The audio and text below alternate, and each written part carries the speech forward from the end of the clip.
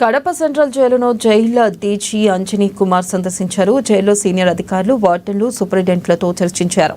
జైల్లో గత 2-3 నెలల్లో కొన్ని సంఘటనలు జరిగాయని, ఒక ఖైదీ దగ్గర సెల్ ఫోన్ను తరచూ స్వాధీనం చేసుకున్నట్లుగా ఆయన తెలిపారు. ఈ ఘటనపై కోస్తా జైళ్ల డీఐజీ రవికిరణ్ను విచారణ చేశామని, విచారణలో 7 మంది సిబ్బందిని సస్పెండ్ చేశామన్నారు.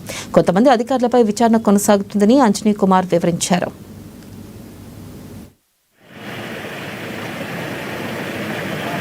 ఈరోజు విజయవాడ నుంచి కడప సెంట్రల్ ప్రిజన్ విజిట్కి నేను వచ్చాము.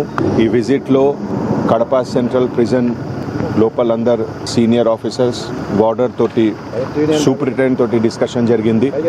కడప ప్రిజన్లో కొన్ని ఇష్యూస్ లాస్ట్ 2-3 మంత్స్లో, పర్టికులర్గా ఒక ప్రిజనర్ తోటి సెల్ ఫోన్కి రికవరీ. ఈ సందర్భంలో already DIG postal Ravi Kiran గారు లాస్ట్ వీక్ ఆల్రెడీ ఒక డీటెయిల్డ్ ఎంక్వైరీ కండక్ట్ చేశారు. ఎంక్వైరీ రిపోర్ట్ ప్రకారం కొన్ని ల్యాప్సెస్, షార్ట్ కమింగ్స్ బయటికి వచ్చింది.